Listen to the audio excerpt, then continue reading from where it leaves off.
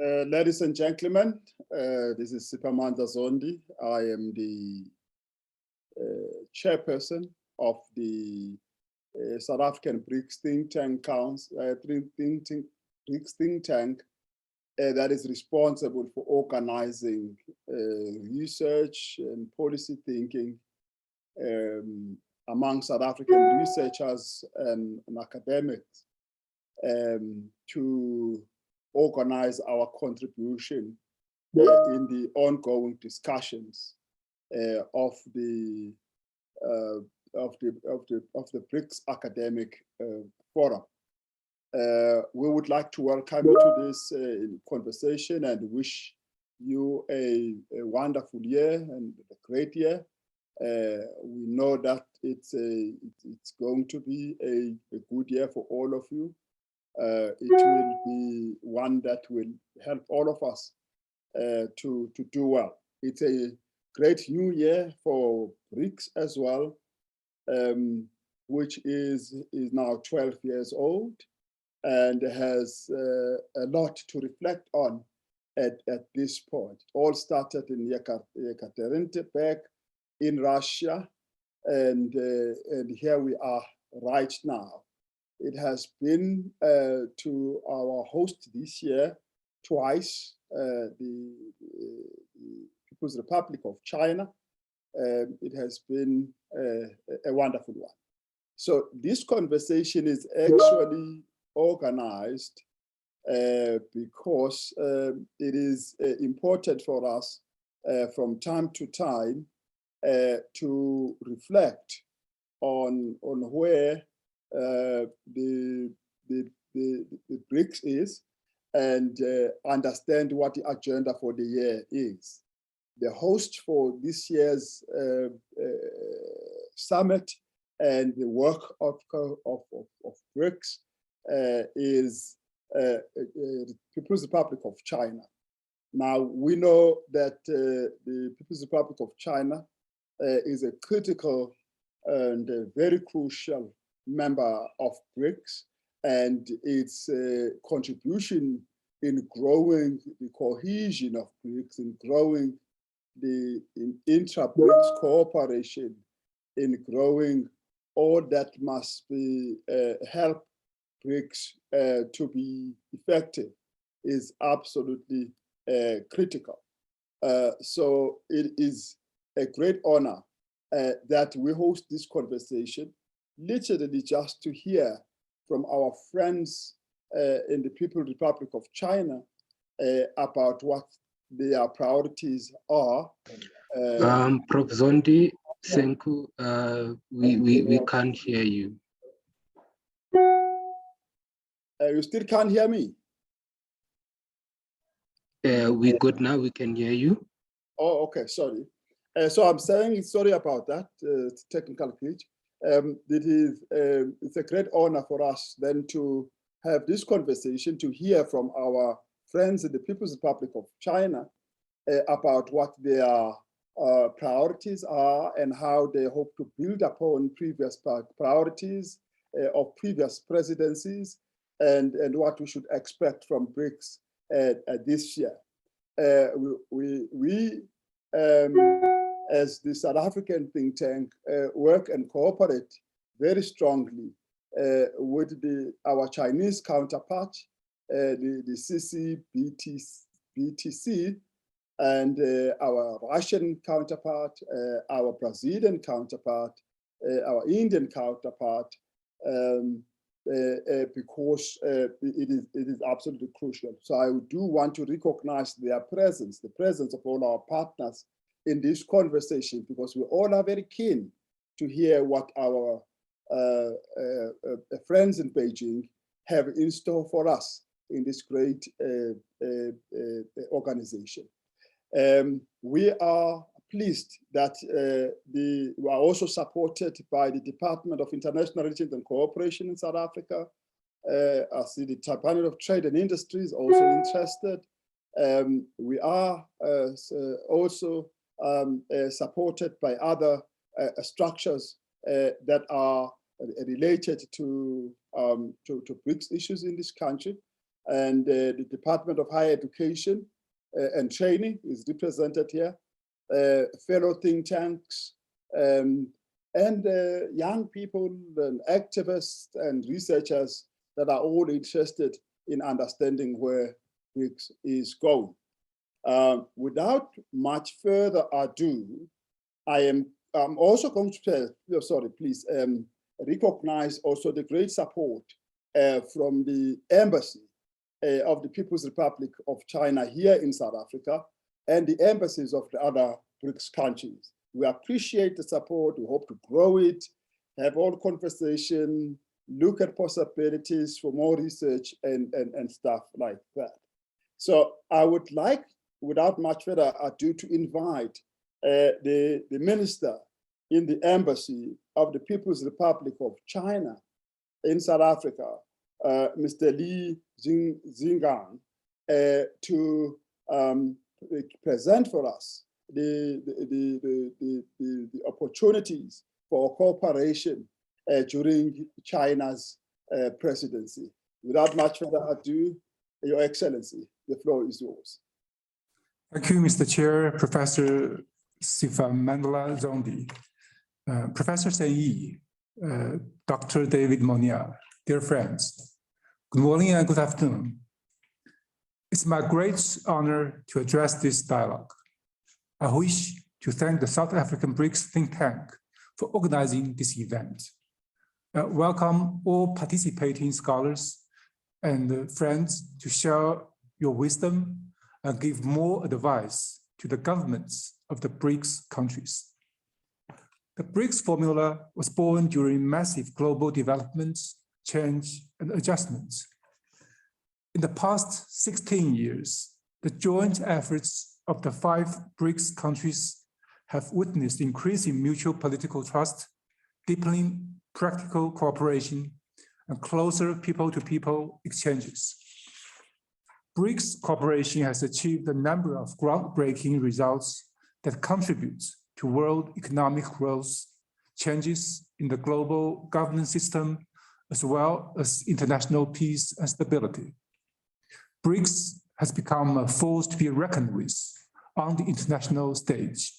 We have entered the 3rd decade of the 21st century as we confront significant changes and the pandemic unseen in a century. BRICS countries have been cooperating with each other in solidarity, benefiting not only BRICS, but also the whole world. Among others, our cooperation in 5 areas of great importance and urgency are especially commendable. First, to address the COVID-19 in solidarity. This virus is a threat not only to lives in the world, but also to livelihood. As the BRICS countries confront COVID, we have intensified cooperation in vaccines, health, and traditional medicine, and supplied to other countries more than 1 billion doses of vaccines. Our 5 countries help each other and work actively to maintain security and stability for our industrial and supply chains. This has demonstrated the resilience and vitality of BRICS cooperation in the backdrop of COVID. Take China-South Africa cooperation as an example. Our 2 countries have always maintained smooth trade channels. South Africa has made fresh progress in exporting high-quality agro products in China. The bilateral trade reached over $54 billion in 2021, up over 50% year on year and registering a new high since 2015. Second, to work jointly for economic recovery. The unraveling world economic situation is compounded by a sword of Damocles hanging overhead, and the whole world, especially the emerging and developing countries, are looking nervously. Even today, we can see reports in TV. We are looking nervously at the so-called magic wand of the world's major reserve currency, which has always had a long trail of records to have broken the backbones of developing countries, developing economies in the global south in recurrent financial crises over the past 4 decades. BRICS countries, however, are working actively to deliver the strategy for BRICS Economic Partnership 2025. The new development bank has provided a total of $10 billion in emergency loans to member countries. Last year, the new development bank welcomed 4 new members, including Egypt, and its influence continues to grow. This has provided the developing world with a different trajectory and alternative to maintain its financial stability. Third, to grasp the opportunities of the digital era. The virus has accelerated the development of digital and other technologies. In China, we say opportunities go together with crises. Now we see the problems of North-South divide in terms of development and technology have also become more prominent.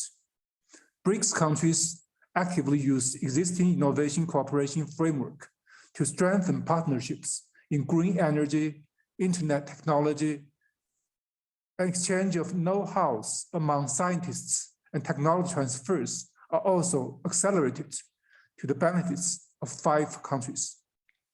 We have also launched a BRICS partnership, a new Industrial Revolution Innovation Center, so as to generate new development momentum through cooperation in science, technology, innovation, and digital transformation. Actually, areas like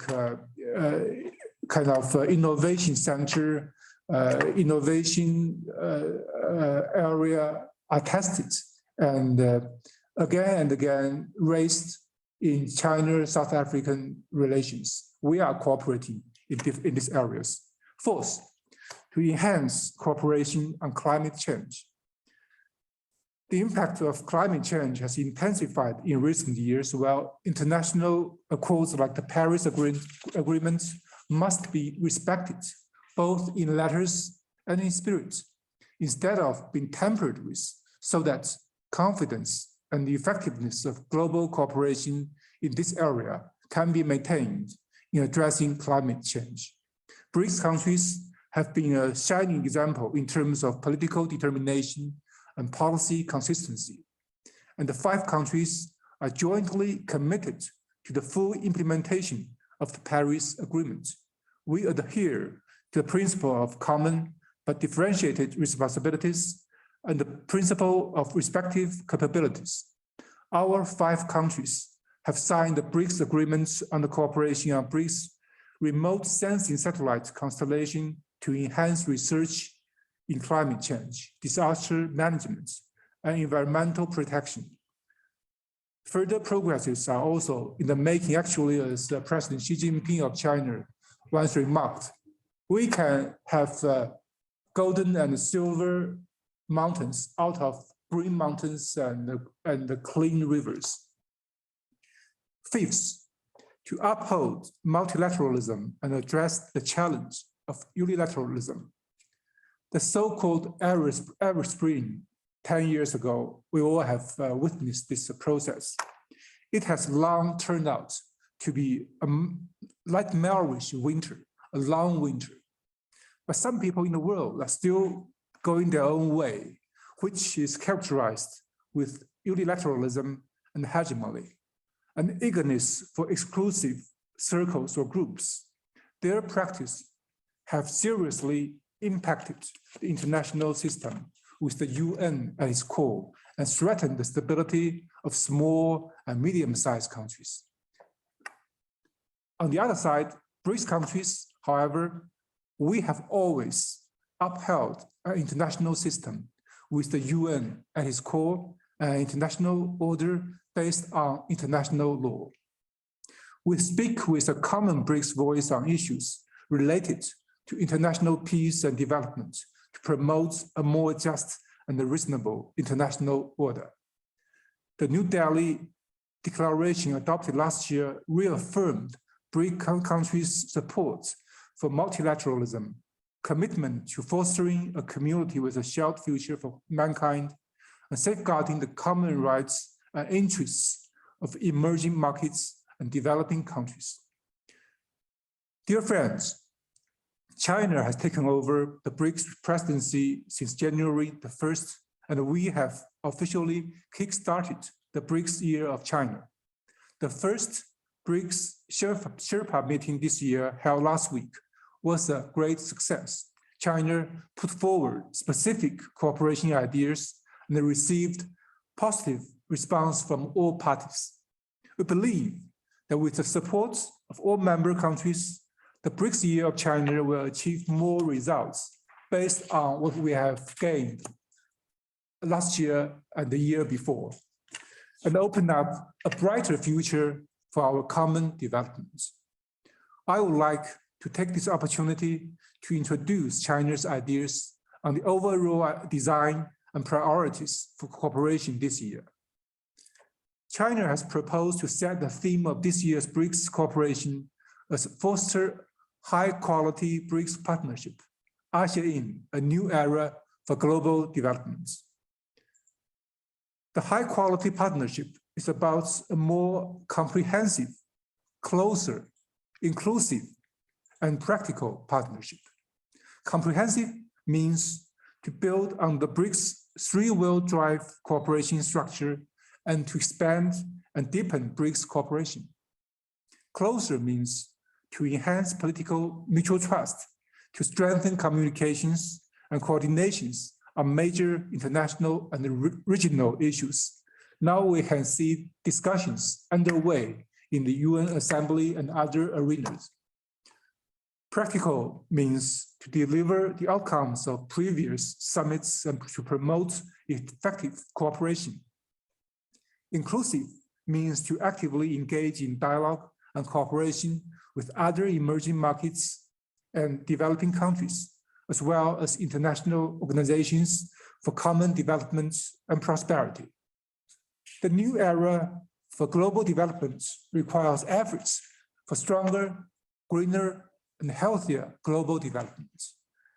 First, it's important to advocate multilateralism, build on an open and innovative world economy, promote global economic recovery, and work for stronger global development.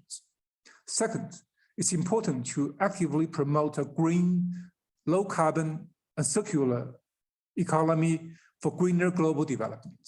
Third, it's important to take on COVID in solidarity, strengthen public health governance, and work for global development that features better health for all. We can see this pandemic has ravaged the whole world for almost 3 years, more than 2 years. It has caused such a impact on the health, on the livelihoods of the whole world. It's time now for us, for the BRICS countries, to work together to tackle it head on. To that end, China is ready to build on previous results and especially the achievements of last year's India chairmanship, focus on building results around 5 areas. The first area is to practice multilateralism. We need to give full play to the institutional role of BRICS foreign ministers' meeting of BRICS high representatives for security issues, and consultations among BRICS permanent representatives to multilateral institutions to coordinate positions and speak out on international and regional hotspot issues. There are many now we can see.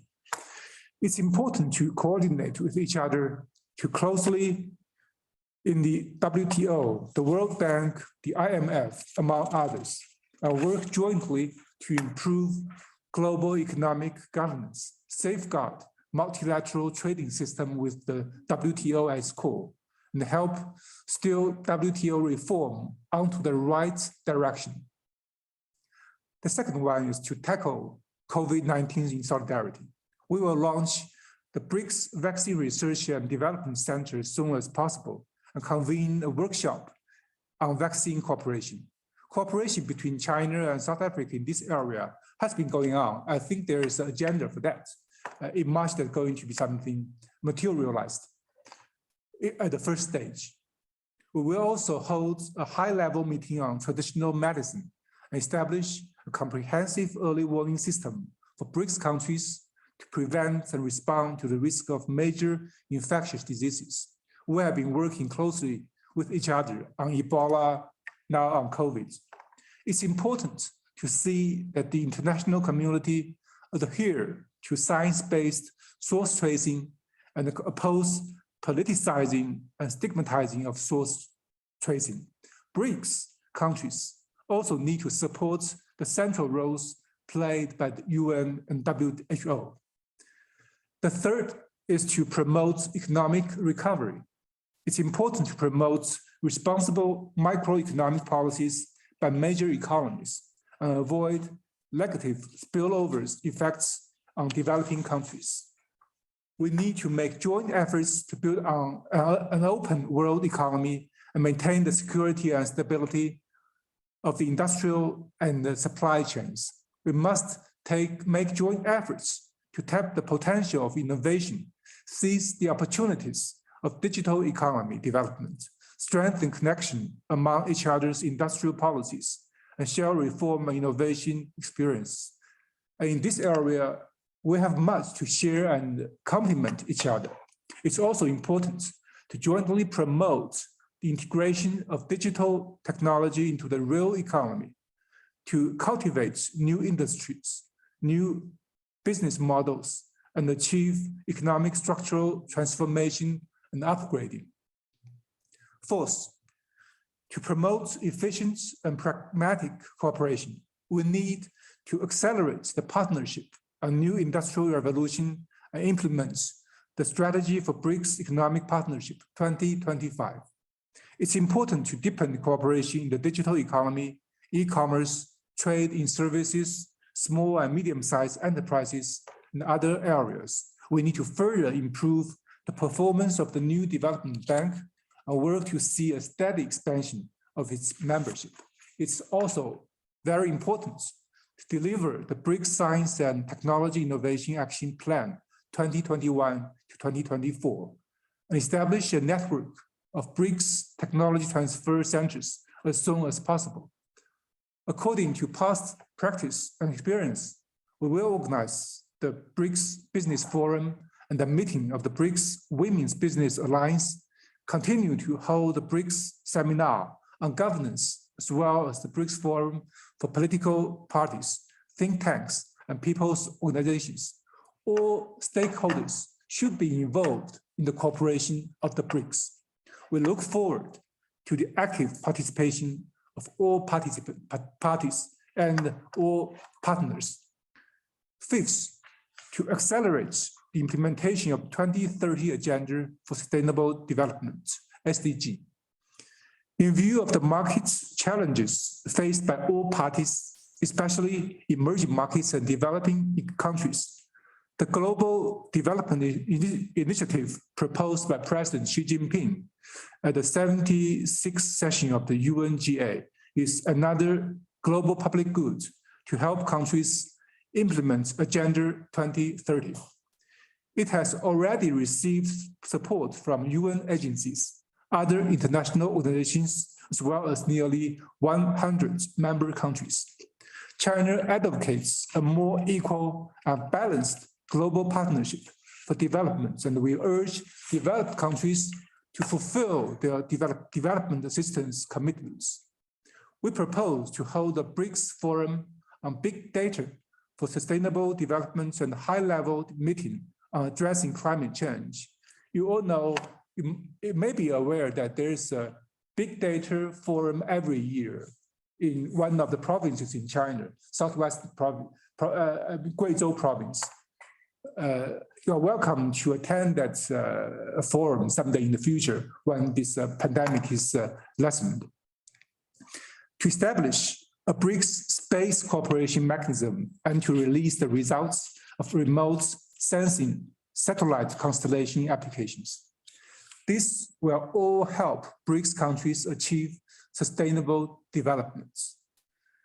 Dear friends, colleagues, South Africa joined the BRICS mechanism in 2010. I was there in 2011 at Sanya when South Africa formally joined that summit, which brought BRICS to the African continent.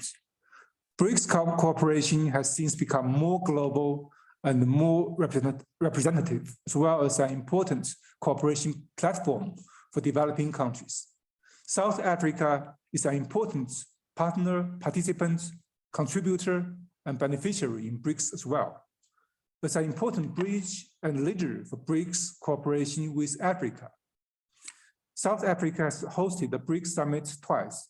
This country of rainbow has launched a series of initiatives, such as the partnership between BRICS and Africa to achieve development, integration, industrialization, as well as efforts to seek inclusive growth and common prosperity in the fourth industrial revolution. The initiatives have been commended by all sides. Since COVID-19 started, BRICS partners have provided large amounts of response supplies to South Africa and shared response experience, including in terms of prevention and control. The new development bank has provided in total $2 billion in loans to South Africa for fighting COVID and giving humanitarian assistance. South Africa will also take over the BRICS chairship next year. As the only African member of BRICS, South Africa has long been committed to aligning the BRICS agenda with Africa's development goals. We commend that, and we believe South Africa will play a greater role in helping Africa achieve peace and development in this time of tumultuousness. Dear friends, colleagues, BRICS think tank cooperation has played an important role in strengthening the dialogue and exchanges among the academics of the 5 countries and promoting BRICS research. As a member of the South Africa Council for BRICS Think Tank Cooperation, the South African BRICS Think Tank has carried out a large number of fruitful research and exchange projects around BRICS cooperation. This organization has made a positive contribution to serving South Africa's participation in BRICS. It's our hope the experts from BRICS countries will continue to offer valuable advice for BRICS cooperation and institutional building in the new era. The Chinese embassy in South Africa is ready to continue to facilitate and support BRICS think tank exchanges and cooperation. The Chinese Lunar New Year is at the doorstep in about 4 or 5 days. And this time, we will celebrate the Year of the Tiger. In Chinese culture, the tiger symbolizes strength and courage. I wish everyone a most prosperous Year of the Tiger. Let me also wish today's dialogue a complete success. I thank you all.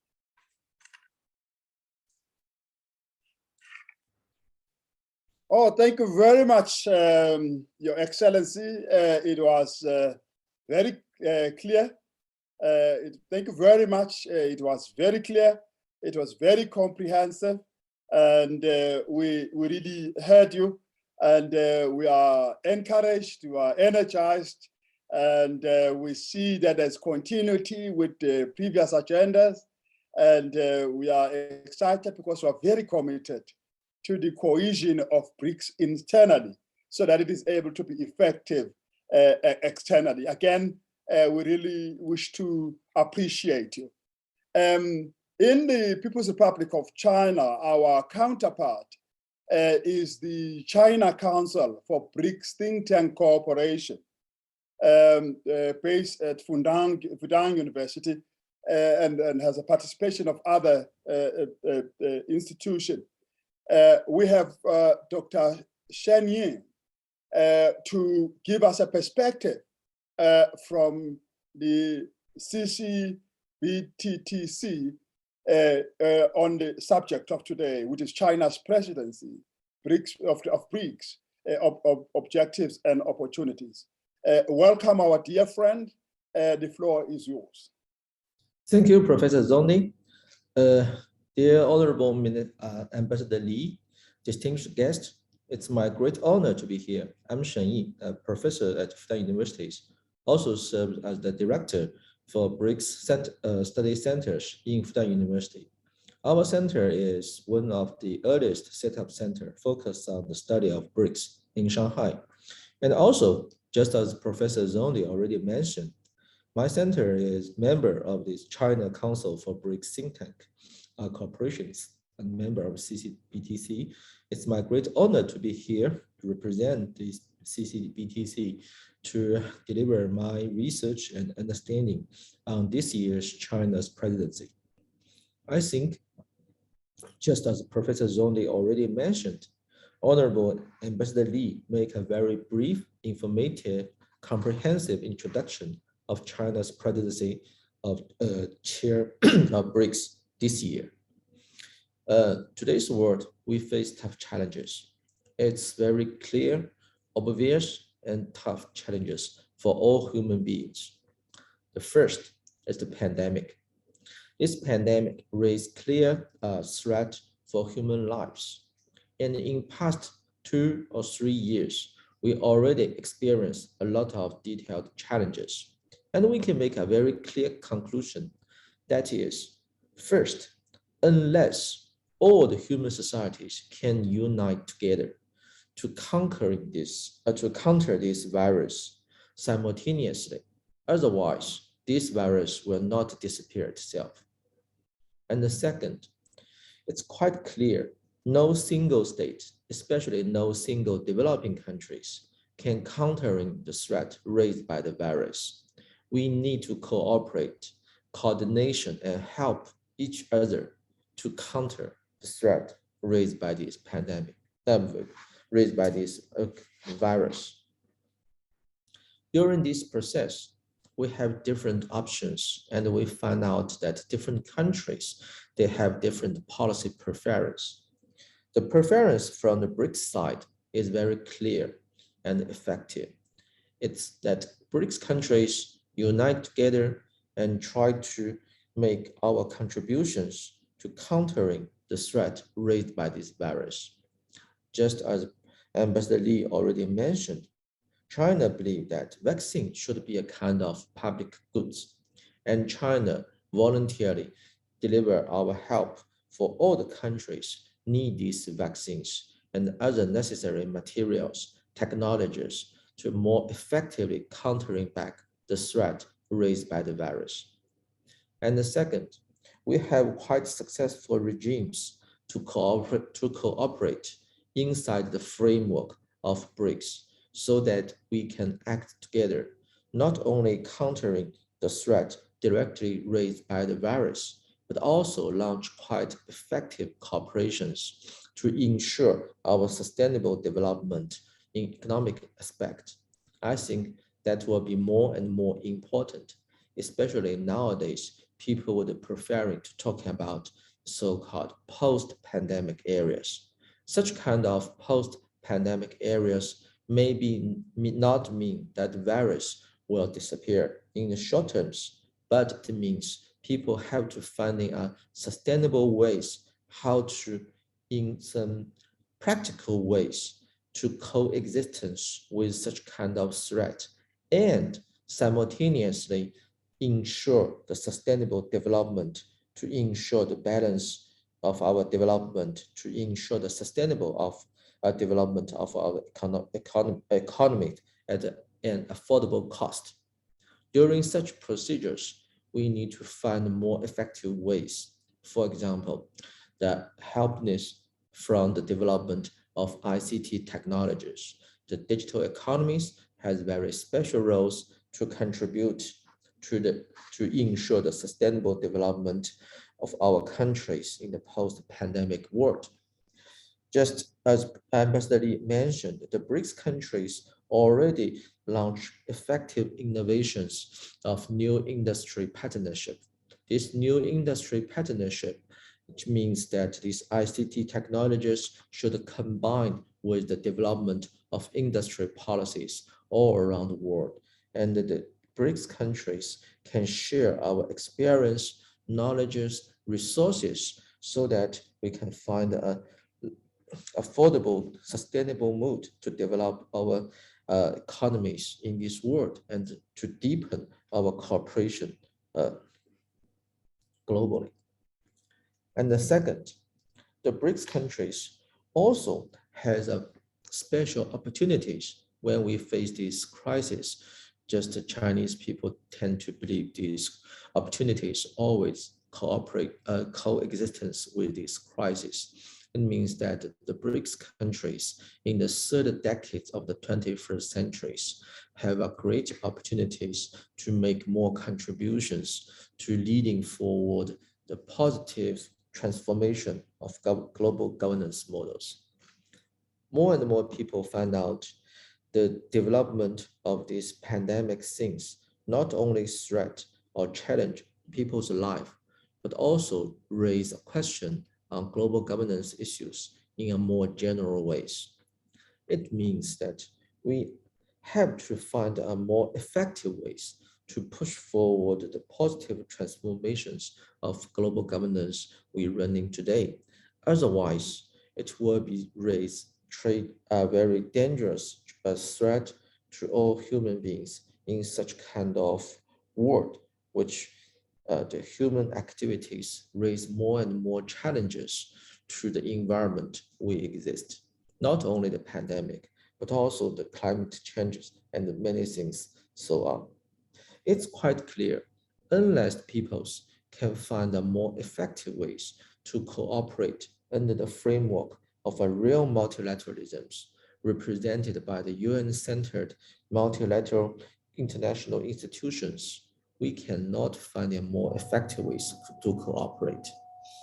It's also quite clear, if those countries still insist to launch or to persist their unilateral interest in today's world, it will raise more challenges and threats to the stability, prosperity, and the security of the world. Maybe this threat will be bigger or greater than the threat raised by the virus.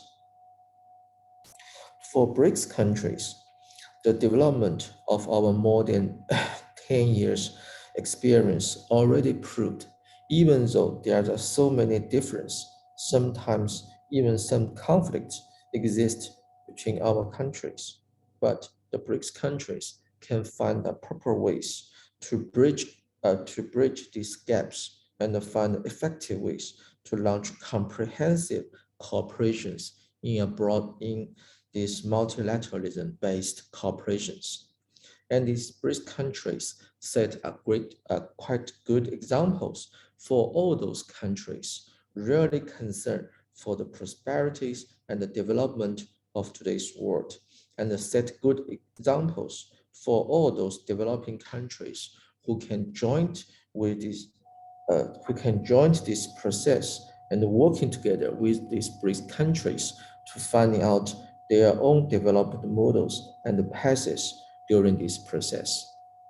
This year, China will host the presidency of the BRICS, and this theme of China's presidency will focus on the deep poverty and the food security. It means China will contribute its experience, sharing its knowledge, and providing the necessary resources in the framework of BRICS countries, and make BRICS countries make more contribution for the sustainable development of the countries in today's world. I think we can have a quite positive perspective for the future, for this year's BRICS cooperations, and these BRICS countries definitely will contribution more to the positive transformations of global governance in this world full of uncertainty and challenges. Thank you very much. Thank you very much, Dr. Ye, and thanks very much to you for an interesting response, highlighting some of the issues that we might want to come back and and discuss later. Bring our greetings to your center, your BRICS Center. We will be talking to you further later on. But thank you very much for your input. Colleagues, without much further ado, we're going to invite a response again from a institute, a center in South Africa, which is one of the, actually almost the only one that actually really focuses on the relationship between China and Africa and offers comprehensive research perspective in this area. We are pleased to have with us Dr. David Munyai, who is with the Center for Africa and China Studies at the University of Johannesburg, and he also is a co-director of the UJ Confucius Institute and has been working on the issues of China for a long time. Dr. Munyai, we are happy you are here, and thanks for making time available. Please, the floor is yours to share your remarks. Thank you, Chair. Greetings, the Minister in the Embassy, our panelists in China. And also let me take this opportunity to thank the organizers of this important meeting. It comes at a very critical moment, at a time when our world is constantly shifting in directions that we do not have control over, nor direction that are easily predictable. We live by the day and we live by the month and receive the news with no control. And this is precisely why BRICS is there. BRICS came about to precisely give the global South a voice in a world that has historically, since 1945, dominated by United States and Western countries. And therefore, since its formation, BRICS has done extremely well. However, it has also met huge challenges. The last 2, 3, 4 years, BRICS hasn't been doing well due to global factors that we all know, and some of them my colleagues have really indeed touched on them. I would like to come in and present a few views. I'm slightly biased towards the African continent, represented by South Africa. And I think the key issues that we need to really focus on is the real question whether we still need BRICS. The answer is simple. Yes, BRICS is needed. BRICS will continue to play a critical role. We are also happy to see Africa's strategic partner, a very important player, China taking the chairship of this important body.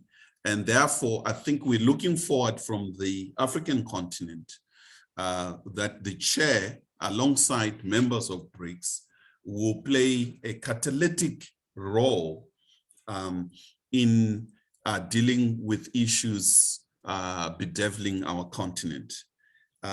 What are those key issues that we are looking at? First and foremost, the need to strengthen multilateralism. We cannot emphasize more on the need for strengthening multilateral structures, particularly the United Nations, a body that remains untransformed, increasingly become illegitimate in terms of the exercise of power at the pinnacle of power of the UN, the United Nations Security Council. We expect as Africa that China, a strategic partner of Africa, would, as a member of United Nations Security Council, as a chair of BRICS, will indeed advance Africa's wish, Africa's demand for transparency, opening up of the United Nations, a struggle that has been going on for decades, where the African continent demands the reforms of the United Nations Security Council to allow representation of a continent with 1.2 billion people, 55 countries, with no voice at the highest order of the global institution. Not just for Africa, the Latin America, and for peace and stability to be maintained, this important body needs to be democratic. It needs representation, and that is a key issue that the AU and African countries are looking as a major priority. The second issue is also to look at the chair as a country that has done extremely well in dealing with issue of poverty alleviation. Africa and China within the global South, the question of poverty alleviation has been at the center of discussion, even at a global level within the United Nations. Millennium Goals, those development goals are central. China has made a massive achievements in terms of uplifting its own people, and with it are major lessons for the African continent and for South Africa, how to alleviate the poorest. I think this can be done through lessons in how China, since the opening in 1978, it has embarked on a massive infrastructure development, education, bias towards women, and it has played a critical role in closing the gap between the rural and urban. It increasingly bringing in technology and ensure that the rural folks are digitalized, and their tomatoes can be sold speedily, efficiently on much bigger markets using modernization, speed, transportation, as well as using the emerging e-commerce that is taking China by storm. And this brings in lessons to the African continent, that it is indeed, as asserted by the AU through the Agenda 2063 and the Africa that we want, infrastructure development, both physical infrastructure and soft infrastructure, are critical to achieve this goal. And therefore, BRICS remains an avenue in advancing these objectives. And the chair, the 2022 chair, becomes a critical player in advancing something that is happening already at the level of China-Africa cooperation through a global South multilateral structure. One of the major achievements of BRICS that we witnessed is the formation of the new development bank. I was privileged working for the Development Bank of Southern Africa, and quite aware with the early phases in terms of the role played by BRICS development banks in assisting their states in the formation of the new development bank.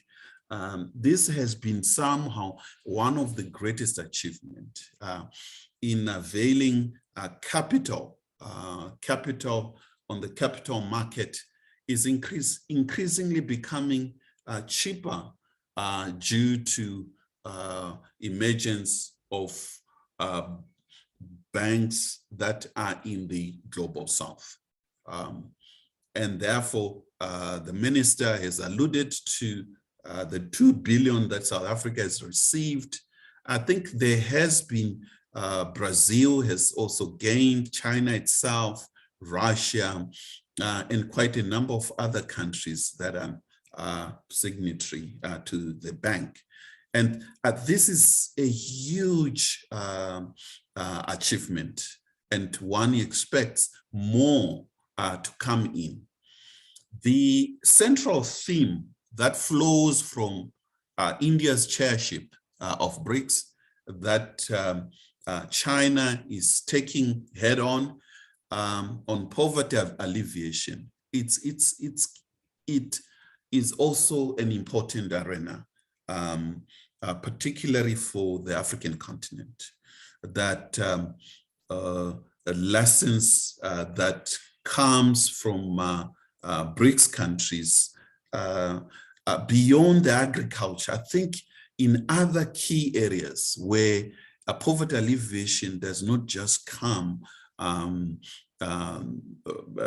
with good agricultural, it comes because of good technology. It will come due to education, scientific understanding of the ever-changing environmental patterns, and meeting some of those new challenges that we face on the African continent. We see the Sahel having enormous challenge at this particular juncture. There has been lots of military takeovers as a domino effect, one country after another, and it's happening on almost on a monthly basis. These are worrying factors for the AU and the African continent. And this instability speaks to the rise of the jihadist terrorists that are squeezed from other conflict zones, such as in Yemen, in Syria, Iran, Iraq, and some of them are finding safe havens and easy, penetratable African continent. And this is a critical area that BRICS countries would and should cooperate. At a ministerial level, BRICS ministers of defense and other important line function departments could discuss the threat posed by terrorism and really bring it to bear in light of what's happening in Sahel region and West Africa in particular. We also are concerned with global instability. We look at what's happening in Ukraine, an increased NATO that is gravitating towards Russia, moving its military hardware personnel in countries that are so close to Russia, threatening its own security. Something similar to United States protesting in the early 60s with the Cuban nuclear crisis, refusing the then Soviet Union to place nuclear in Cuba. We really find what's happening in that part of the world. Why does it matter for Africa? It matters because Africa needs a stable global environment to succeed. In a world where there's instability with major world players, United States, China, Russia, these are important players that through the AU strategic partnership are required to play a constructive role on the African continent. We are concerned about at the level of economy, economic policies that are applied, particularly United States, bringing in inflation. This is a worrying factor. It is a huge implication in terms of the economies of not only BRICS countries, the global South and the developing world. And therefore, the BRICS Forum remains a critical voice to air some of these core issues in a much more coherent, organized fashion, with an understanding that Africa remains the poorest, and it also requires a lot of stability and continue to play a critical role with China, India, Russia, Brazil playing critical role on the African continent in terms of investments in dealing with these issues. As we move towards the launch, the most important issue of our time is the question of managing pandemics. We live in a world where the lack of vaccines, the lack and management of pandemics, the distribution of these important life-saving medicines remains a huge issue. We saw it and it remains a critical issue. We therefore welcome what the minister has alluded to, the role that China is playing in South Africa in building a manufacturing hub for vaccines. Africa needs to play a critical role in learning how to deal with pandemics. COVID-19 might not be the last, there might be more, and the continent does not need to go back to a situation in which countries in the global north are getting into their fourth jab, while the bulk of African continent have not even seen a vaccine. It is an unfair world, and therefore I think BRICS could and should and must continue playing this critical role to ensure that throughout the continent there are manufacturing. Africa plays a critical, should play a critical role in the entire vaccine global value chain, alongside fellow BRICS countries and the global South, global North countries. And this is an important area. Beyond that, the entire issue of medical personnel, health infrastructure cannot be separated with the issues of vaccines.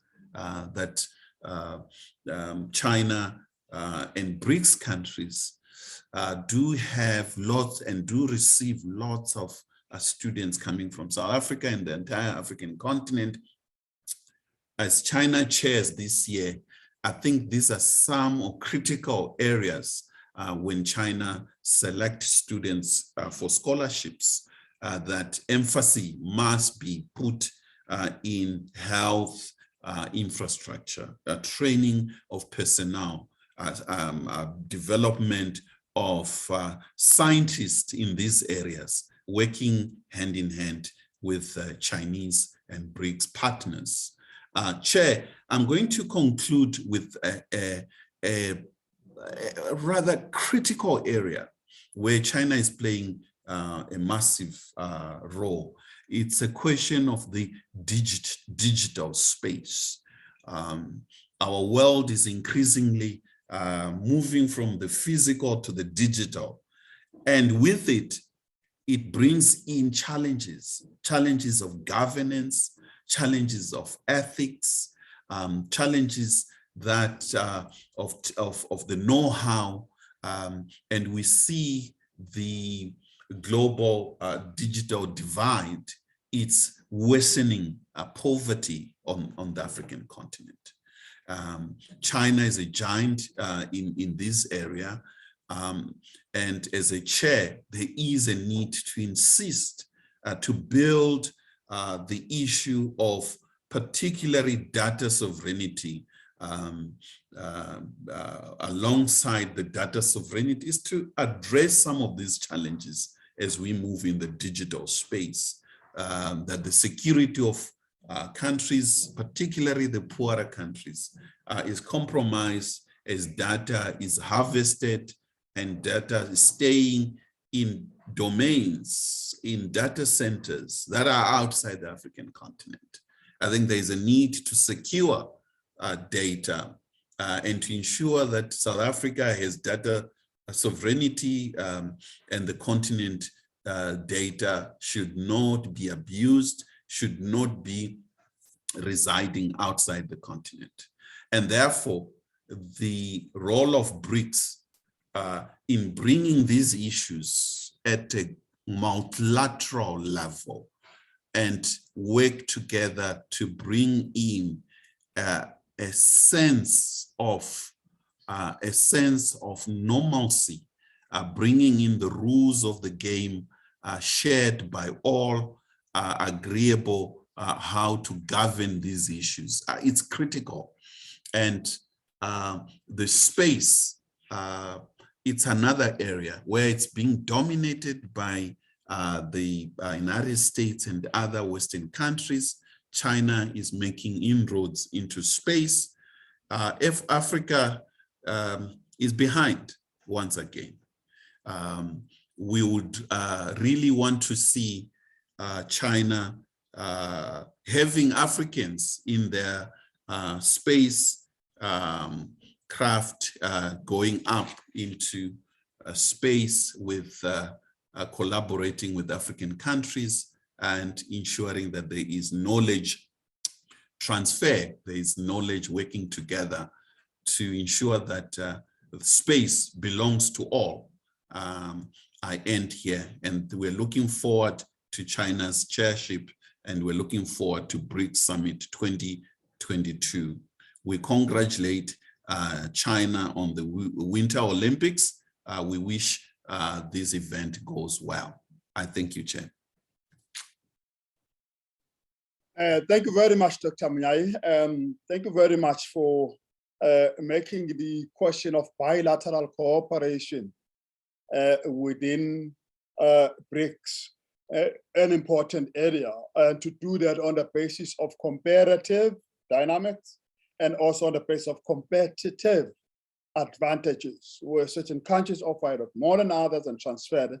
It ties in very well with the issues raised by Dr. Yin as well in relation to finding specific sectorial areas where we could move a little quicker towards what Minister Lee said, which echoes, by the way, President Xi Jinping said in September of 2021 that China would seek what we call deepened cooperation in areas of common interest to face common challenges, and that he said, and then on that basis create common future.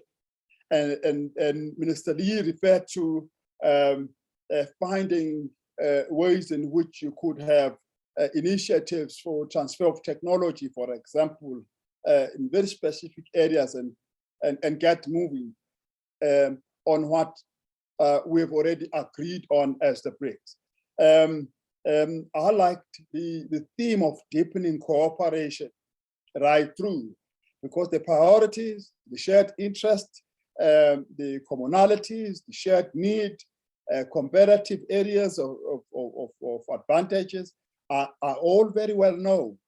But what we do need now is to deepen cooperation and implement a little better all the things that we have mentioned. And that has cut across all the presentation and cut across all the themes, from economic cooperation issues related to the BRICS strategic framework, to the new industrial revolution, which is sometimes called the fourth industrial revolution, new industrial. I understand why we call it new, because when we say fourth, we accept that there was a one and the one was that other particular one. What if there are 8? What if there are 15 industrial revolutions? But it's a new industrial revolution driven by fast and dynamic technologies, climate change issues, strengthening global multilateral governance, focusing on economic recovery after COVID-19 and making sure it is low carbon, it is inclusive, it is robust, coordinating a lot more among BRICS countries in relation to all of these big issues that are in there, including multilateral efforts to implement the Paris Agreement, to implement the SDGs, and all of that. And of course, Minister Lee reminded us that the BRICS always emphasize this often forgotten area of cooperation, which is the people-people dimension that relates to ensuring that in the BRICS work, all stakeholders are included: political parties, trade unions, civil society formations, youth groups, women's groups, entrepreneurs, academics, inventors, and every sector of society is included. Make sure that as BRICS grows, its democratic credentials continue to grow in relation to inclusivity and robustness of how it does. Thank you very much. I really appreciate you for all the things you have highlighted. And as I indicated, I like most about it is that it is building upon the priorities of the 13th summit last year, of the 12th summit before that, of the 11th summit before that, so that we don't lose issues and start new issues every year. A year is a very short time in which to do that. We, as the South African BRICS think tank, will continue to place these particular matters that Minister Lee, that Dr. Shen Lee and Dr. Munyai have placed on the table, and make sure that as we move towards the BRICS Academic Forum when it is announced, and when our friends from China would have put together the website for the summit this year so that we know all of the things we do, we will pursue this agenda, will support this agenda, will get them discussed, and we will link up with the youth, the South African BRICS Youth Association, which is very active today, the trade union and the civic BRICS, the BRICS Universities Networks, which Dr. Munyai is co-leading. He's co-leading the BRICS Universities Network, which is led by University of Johannesburg together with the University of Stellenbosch.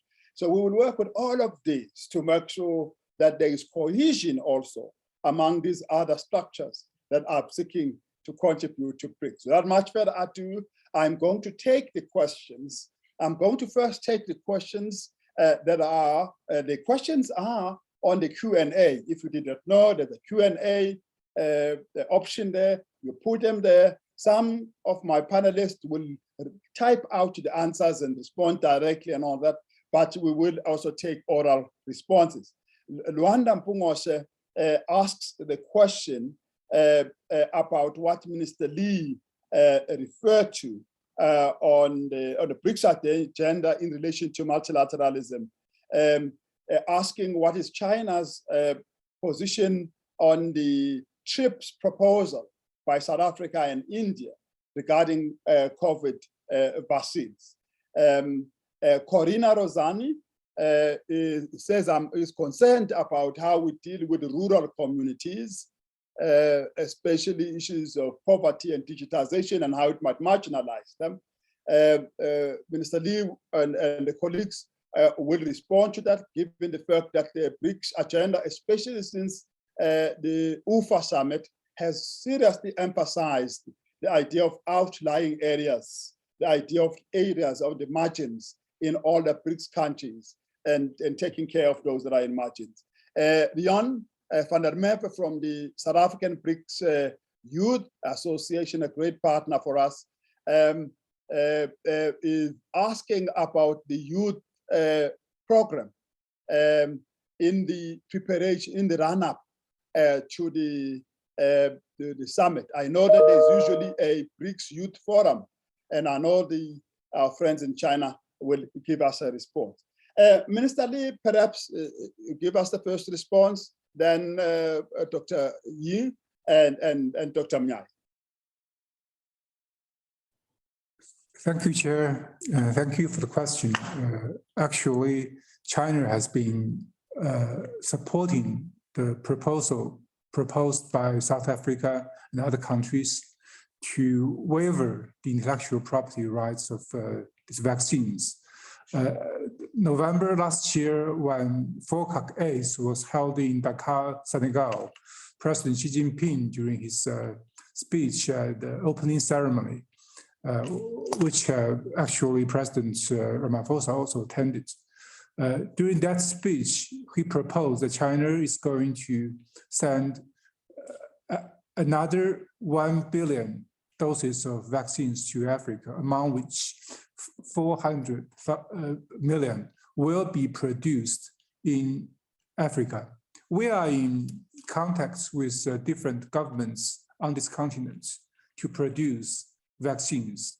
And in that way, intellectual properties will be waived. There are already several projects that's already operating, like the one in Egypt and in Morocco. And we hope to see this proposal materialized in this country and in this area. Thank you, Chair.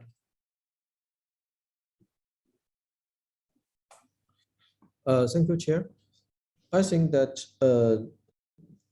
just Ambassador Lee already mentioned that China agreed to support those ideas, want to waiver and ensure that the vaccine will be more accessible.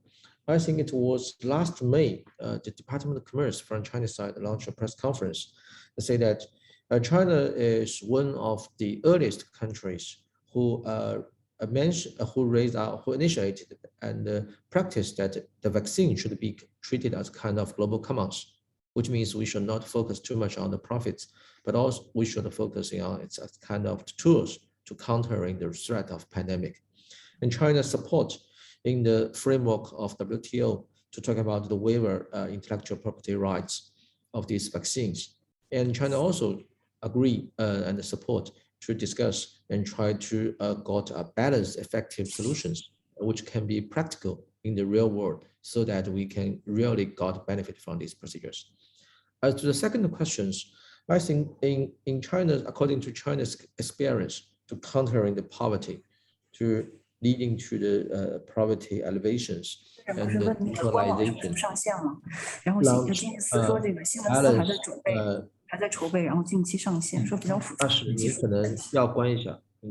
Hello, Minister Lee. Okay. Yeah. And I think according to China's experience, this digitalization and the poverty elevations should not exclude the rural communities. Maybe on the contrary, including the rural communities during this procedure is one of the most important tasks must be fulfilled during this poverty elevation process. And also according to China's experience, if the government especially coordinate with positive international cooperation and sponsor and launch effective investment on infrastructures represented by the digital infrastructures will be contribute a lot to the poverty elevation process in the rural communities. Thank you very much. Thank you. I think my colleagues have addressed most of issues. I just want to add that it is not just availability of vaccines that is a challenge. There are a number of other issues that we have learned are problematic. The tracking of these pandemics, the naming of them, how it is communicated, and this discriminatory patterns and policies that we have seen. I think South Africa has been at the receiving end.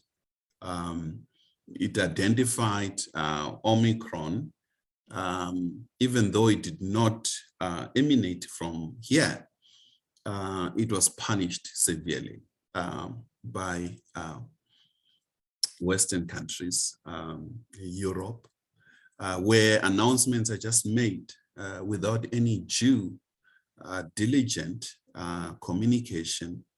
And this needs to be addressed as we go into the future. How do we reach a stage in which we stop flights, the movement of people, manage people getting into our countries? These issues require global governance. And I think BRICS need to really focus on this comprehensively and not just vaccine per se, but the whole the whole value chain and issues, the norms and the values, the management, key issues that we see that certain countries like to use the vaccine and politicizing it in a way that is detrimental to all. I'll end there. Thank you, Chair. Thank you very much, Mr. Lee, Dr. Yi, and Dr. Amunyayi. There are further questions that are on the chat. Valeria, who is our friend from the National Committee on BRICS in Russia, has asked Mr. Lee as to when the official website of the 2022 presidency will be up. I know that all of us rely on that website to get more information and all of that. And Irina is asking, especially both sides, about what are the priorities in relation to trade and finance. And Nokolo Kuzwayo is asking for notes from Dr. Munyai. Must have liked, wanted to kind of read more about what you've said. Can you check those, Mr. Lee? Sure, Mr. Chair. Thank you, and thank you for the question. Actually, this official website is already in its final stage, and it's going to be online very soon. We got the information from the line departments back in China. Actually, one more observation I want to make is about what Dr. Moniani mentioned about peace and stability or hotspots issues around the world. He just proposed the recent developments of, in Eastern Europe and the Cuba crisis. Actually, we all know since the end of the Cold War, this world has been undergoing tremendous changes. We see this, someone called this strategic mistakes made by the sole superpower of the world.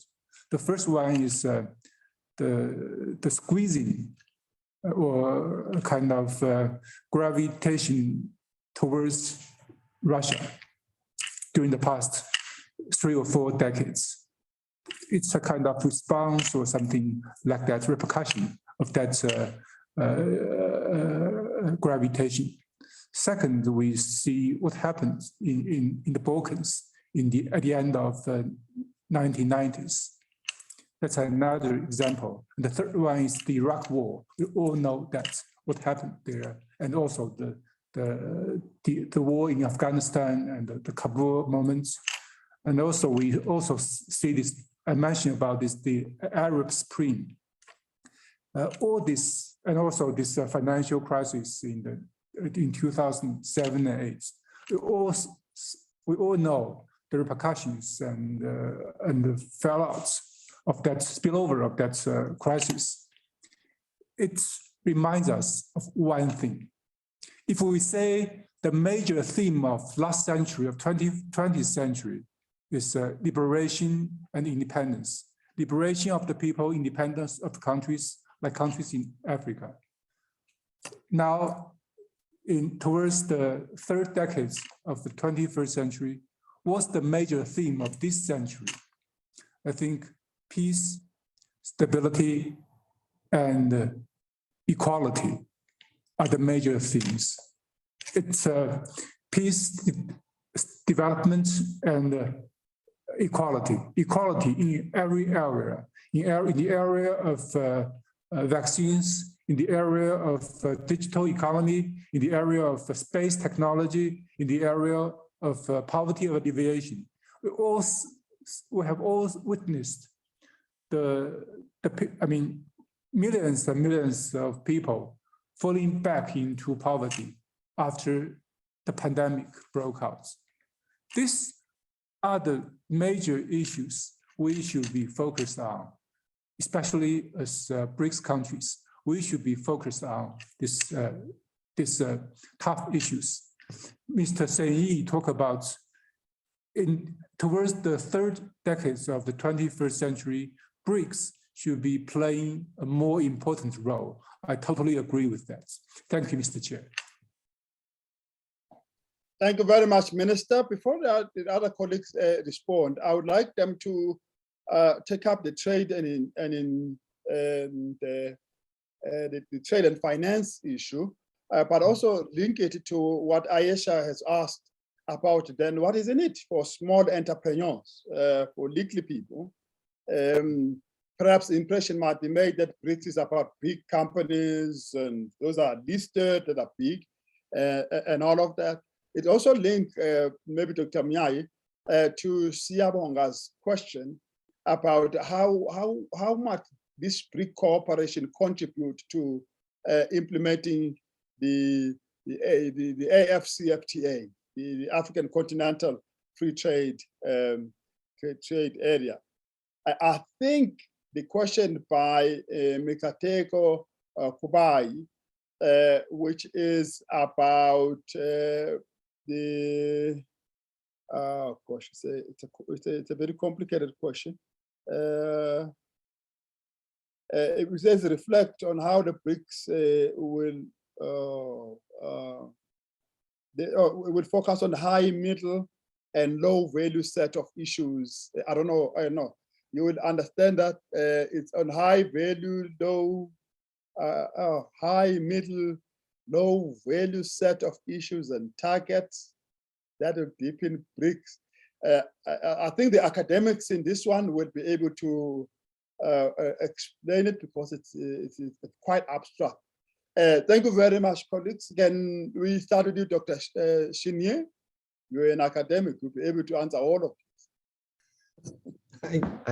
I also try to understand the questions, but I would like to talk about these small enterprise issue, entrepreneur issues. I think that according to China's experience, the development of middle and small size enterprise is very important. Especially we're talking about the sustainable development, the poverty leverages, and to ensure the common peoples can get benefits during the development of digitalization. You will find out you need to manage the market structures to ensure that these markets should not be controlled by single huge giant companies, which means the monopoly. Such kind of monopolies will provide a negative effect of this development of digitalizations, which will lead into a deepened gap between the rich and the poor peoples.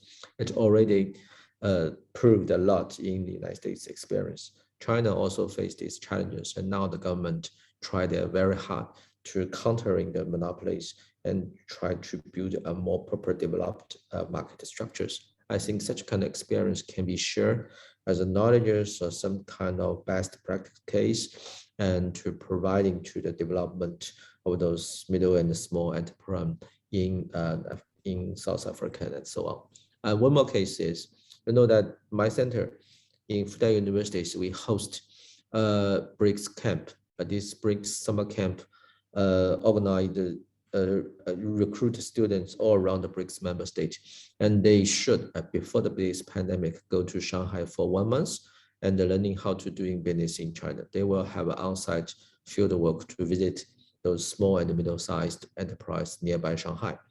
And after with the threat of this pandemic things, we moved these things from offline to online. And I think we can launch more opportunity cooperations to find out those case-based best practice to share our knowledge and experience on these things. Thank you very much. Thank you. Dr. Mia? Okay, let's just simplify the abstract question. Perhaps what is needed in the context of a youth audience is to understand that we don't join forums for the sake of joining. And we don't use foreign policy for the sake of an elite exercise. I think the very best outcome of a good foreign policy, and one that is in favor of BRICS, is to ensure that we deal with poverty, underdevelopment, inequality in our society. And that is in a very simple way to ensure that your tomatoes that you grow, and recently we've seen Zimbabwe citron fruits entering the Chinese market, basic things like that, that we want to see more of African products entering the big Chinese market, Russian market, the Indian market, Brazilian market. And the more we trade people to people relation, we expand it in trade, a peaceful world will come out.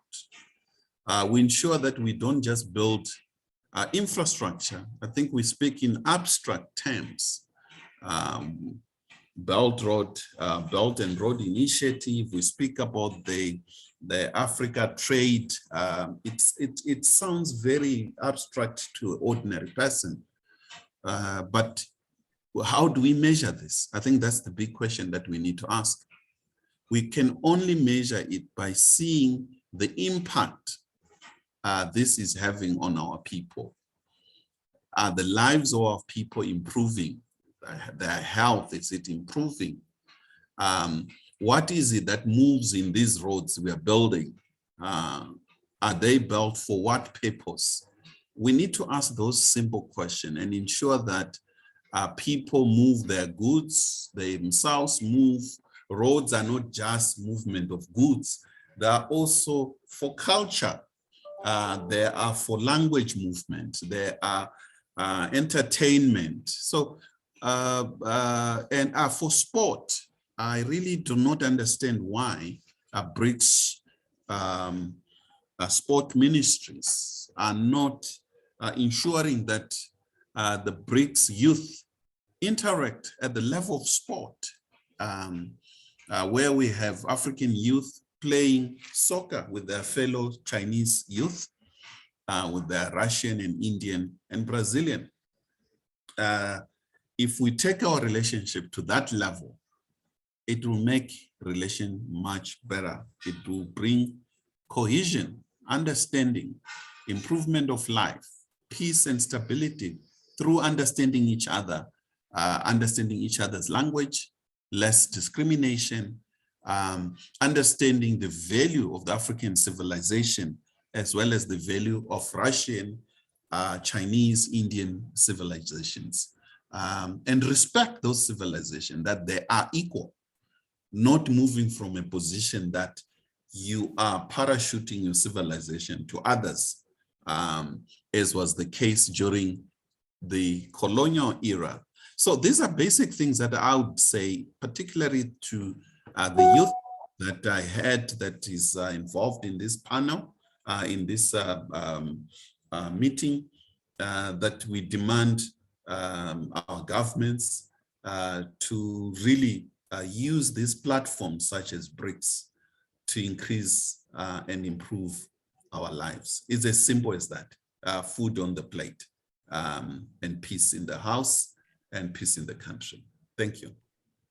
Thank you very much, Dr. Munyai and Dr. Yi. We heard you. Minister Lee, as part of your parting shot, your concluding thought, I would like you to also address this one last question about whether issues of cultural heritage and heritage tourism are part of the priorities of BRICS during the presidency of China. Cultural heritage and tourism in that area. And then offer your parting remarks. Your Excellency. Thank you, Mr. Chair. We all know that before the pandemic in 2019, the tourists from China to South Africa reached 100,000. The pandemic changed something, the way people exchange with each other. However, our hearts are with each other, and I know personally, many people in China, they long to visit South Africa. We can, I think, within the framework of this BRICS or in other areas, we have people-to-people exchange mechanism between China and South Africa. We can even extend that to the framework of a more broader area like BRICS. In that way, we can discuss how to make sure that tourists come back to our destination countries. And I'm very impressed actually by today's dialogue. Actually, scholars from different countries and the participants from different countries, they have been, I can see they are very interested, and they have been, in a way, earnest, hoping that this BRICS mechanism will play a bigger role in this tumultuous world. If we say one thing that is certain in this uncertain world, that is uncertainty. Back in 2016, when I was still in Beijing, November 8th, after the results of the election in one country came out, we met with a scholar, a former official from the United States. We asked him, after this election, what will happen in the United States and in the world? He said, the only thing that is certain is uncertainty. But to counter this uncertainty, they need certainty. People around the world, they need certainty. To counter this uncertainty, we need confidence. So confidence, where does this confidence come from? It comes from cooperation, it comes from coordination. We say, Mr. Muniani mentioned about this Belt and Road Initiative. We consult each other, we build together with each other, we share with each other the results of that benefits. So in this world, things of the world should be discussed, consulted, built by all partners, by all stakeholders. And the results, the benefits of that should be shared by people, by all the stakeholders. And this is what BRICS should be about. And actually, during its past 16 years, it has been working towards that end. And 16 years is very, very short. We all know China, 5,000 years civilization, 2,000 years as a unified country. And during the past 72 years, history should be looked at in a way that we not only look at the short term, but also have to look at it long term. 16 years is still a young boy or a young girl, is a teenager. And we all hope and we are all confident that this young person will grow up more healthy, more robust, more prosperous, and the growth of this framework of BRICS countries will benefit not only their people, but also people of the whole world. Thank you.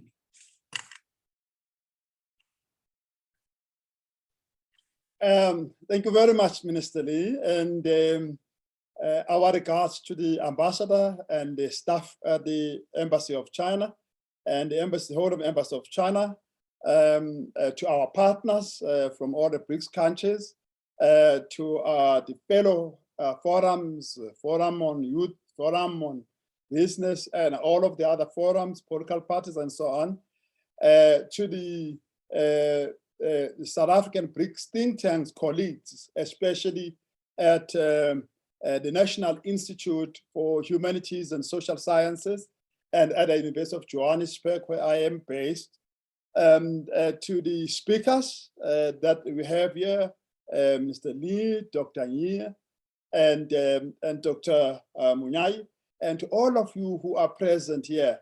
Thank you very much for your participation. You've enriched us, and we look forward to the rest of the pre-summit activities that are lined up, to the activities around the summit itself. We're looking forward to the forums, the academic forum, the forum, and all the other forums. And we also look forward to the post-summit activities this year, as we, as President Xi said, as we deepen cooperation to tackle common challenges and to pursue shared aspirations to create our common futures in an inclusive way. What better vision we have this year. We look forward to seeing you in a number of other activities that the SABTT will be inviting you to, cooperating with our friends from the CCBTTC in China and other friends. Thank you very much, much appreciated. I do want to take this opportunity to advertise a journal that the South African BRICS think tank has established together with the University of Johannesburg, which is called the Journal of BRICS Studies. Do send in your papers there. Let's have a conversation there. And all the best to everybody. And it is a goodbye for us. Thank you. Thank you. 史教授好，谢谢，谢谢大使，大使再见。再见。